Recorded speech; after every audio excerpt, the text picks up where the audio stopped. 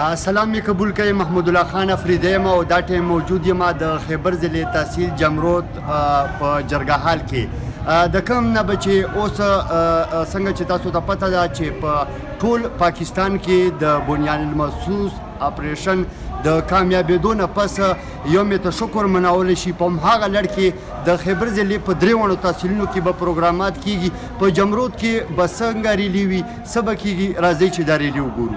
پاکستان زنده باد، غربی زنده باد. رشتہ کیا تیرا میرا رشتہ کیا، کشمیر یو سے رشتہ کیا. خو یوم تشکر ریلی وه او مونږ چې کوم بیان مرصوص کامیاب اپریشن وشو او پاکستان مودیله هغه مشرک و هندوله یې شکست ورکړو، دا باندې مونږ فوج پاکستان د خراج تحصیل پیش کوو او پلان چې کوم د الله رب العالمین شکر ادا کړو. دغې خو قبایلي عمایدینو، سیاسي مشرانو، انتظامیه ملګري.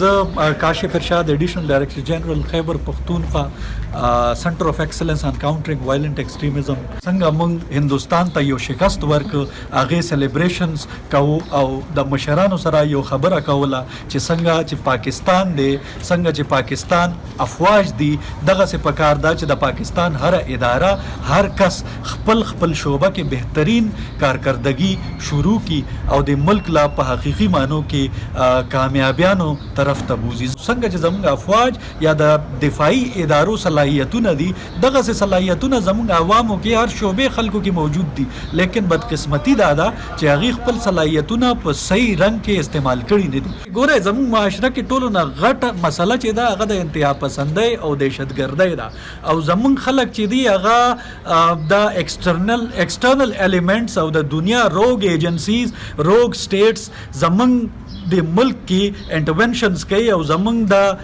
کم خلک دي، د پاک ذهن خلک دي، دی خپل مقاصدو دپاره یوز کولو کوشش کوي. په زمونږ په معاشرو کې واړه مسایل دي، هغه ورته ښایي او ورته وایي چې دا مسایل د ریاست طرف نه دي، حالانکه ریاست مطلب عوام ټول وي.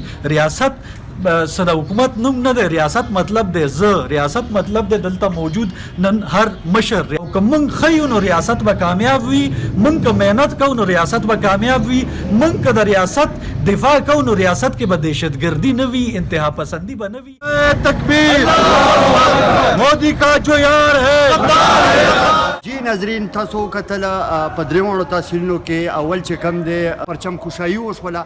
د پرچم کشایي نه پس بیا یو منټ لا خاموشي اختیار کړې شوه او د دې سره ریلې هم وشولې او د دې نه پس د سیوي لاړخه په معاشره کې د انتها پسندۍ ختمولو لپاره د یو ورکشاپ تابعه هم شوې وه. محمود الله خان افریدي، سنو پښتونخوا، خیبر.